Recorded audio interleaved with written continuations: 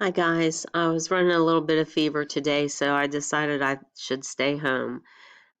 Today we're going to start talking about scatter plots. Scatter plots are when points are scattered, and this happens in real life when we collect data. Data does not always line up in a nice straight line. Sometimes it's scattered a little bit. And we would say this scatter plot has a positive correlation because you can see my points are generally rising to the right. And we would say as my x values are going up, my y values are also going up. And that's what happens when you have a positive slope. And a real life example could be something like as the temperature goes up, the number of times I go swimming goes up. I'm going to pause at times to write some things in because it'll eat up our time. So another correlation would be um, if I took data and my points lined up like this. So they're kind of falling on the graph paper. We would say that this is a negative correlation. As my x values are going up, my y values are coming down, and that's what happens with a negative correlation. And a real life example could be as the temperature goes up, the fewer times I wear a jacket goes down. I wear a jacket less. All right. Then there is, and you guys can pause as you need to write things in. Then we have data that we take, and it may be something like your shoe size and how many Skittles you ate at lunch. They have no correlation. They have no relationship to each other whatsoever. And a real life example could be as the temperature goes up and the number of times I go shopping, number of shopping trips. They have nothing to do with each other. Okay. We have a number, and the number is called a correlation coefficient, and it's R in your calculator.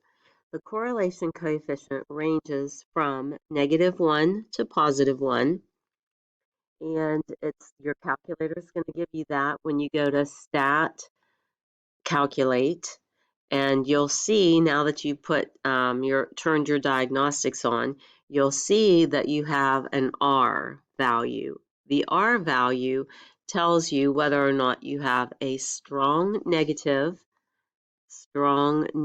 correlation, which would mean that they line up with each other in a pretty strong negative uh, correlation. Like they pretty much go and they're pretty close to each other. They kind of make a line. They're not exactly linear, but they pretty much get on that line. Okay, that's a strong negative. Um, if your correlation coefficient is between -0.7 and 0, we say we have a weak negative. So these would be in a negative, these would be going in a negative trend, but they would be kind of more scattered, whereas these would be closer together. Between 0 and +0.7, we say we have a weak positive,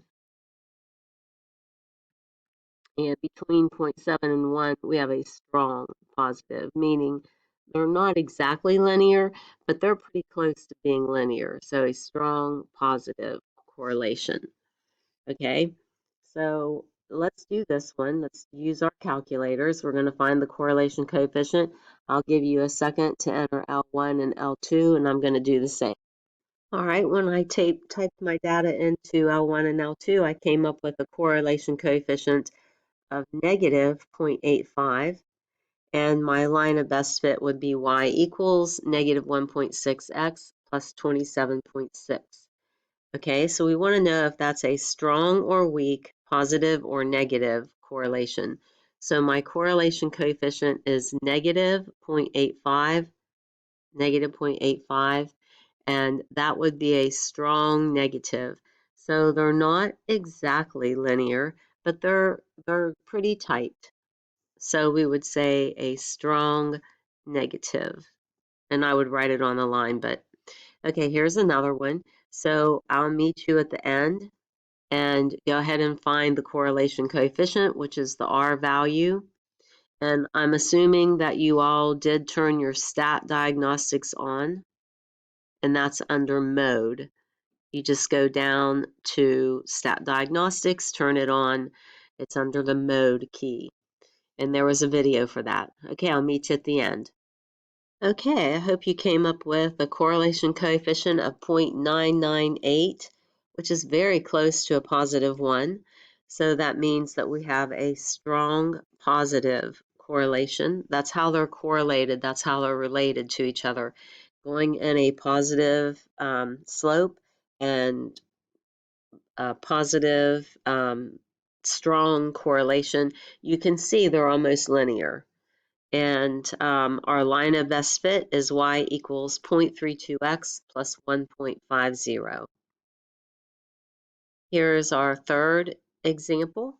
I'll give you a second and I'll enter this data into mine. I'll meet you at the very end. All right, for example 3, I got a correlation coefficient of negative 0.48. You know, that falls within, let me go back up here, that falls within this area right here, negative 0.48. So that would make it a weak negative. And let's look at the points. You can see they're not very closely related to each other. They're kind of spread out. But you can tell that it's got a negative correlation to it. So that is a weak negative.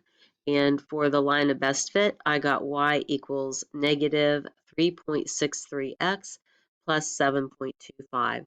And your class work / homework, what you don't finish in class, is Delta Math. There's a Delta Math assignment for you. Y'all have a great day and have a great weekend. Bye. Hope to see you Monday.